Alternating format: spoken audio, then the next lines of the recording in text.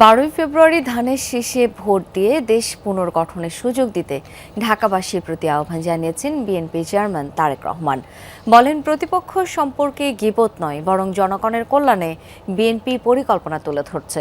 সরকার গঠন করলে দুর্নীতি আর আইন শৃঙ্খলা পরিস্থিতি নিয়ন্ত্রণে জিরো টলারেন্সের কথাও জানান তিনি। রোববার ঢাকা মহানগর উত্তরের সংসদীয় আসনের প্রচারণায় যোগ দিয়ে বিএনপি চেয়ারম্যান আশ্বাস দেন নিরাপদ ঢাকা, খেলার মাঠ তৈরি ও জলাবদ্ধতা নিরসনের। বিজলি কেবলসের স্কিন কোটেড ইনসুলেশন আগুন প্রতিরোধী। বিজলি কেবলস, নিরাপদ আজীবন। দুয়ারে কড়া নাড়ছে নির্বাচন। দেশের নানা প্রান্তে নির্বাচনী প্রচার শেষে এবার ঢাকার পথে পথে তারেক রহমান। 2 দিনের গণসংযোগের প্রথম দিনে বিএনপি চেয়ারম্যান মহানগর উত্তরের সংসদীয় আসনগুলো চষে বেড়ান। দিন ফুরিয়ে রাতেও চলে ধানের শীষের পক্ষে প্রচার।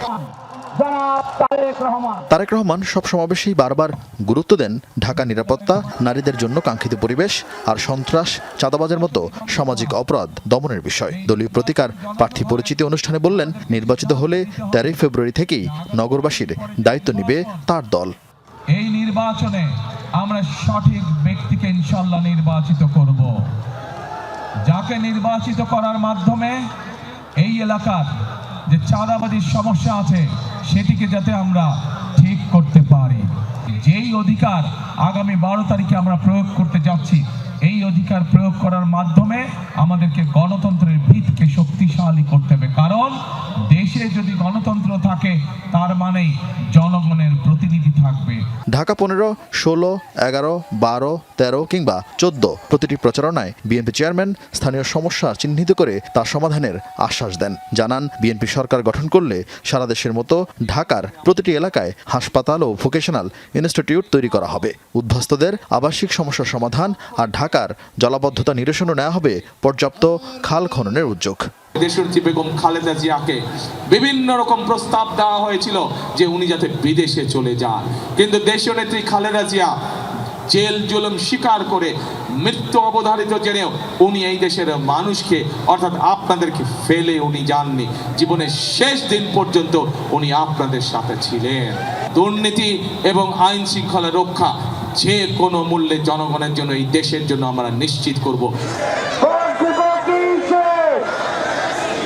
এর আগে দুপুরে নিজ নির্বাচনী এলাকা ঢাকা 17 সংসদীয় আসনের ইসিবি চত্বরে পথসভায় যোগ দেন তারেক রহমান। নিরাপদ পরিবেশ গড়ে তোলার পাশাপাশি ঢাকায় 40টি খেলার মাঠ করার ঘোষণা দেন বিএনপি চেয়ারম্যান। আমি যদি এবং আমার দল ইনশাআল্লাহ আপনাদের ভোটে, এই দেশের মানুষের ভোটে নির্বাচিত হলে আমরা সমগ্র দেশ সহ এই ঢাকা শহরকে একটি নিরাপদ শহরে রূপান্তরিত করতে চাই। মা বোনেরা নিরাপদে নিশ্চিন্তে যে কোনো সময়, দিনের যে কোনো সময় হাঁটতে পারবেন।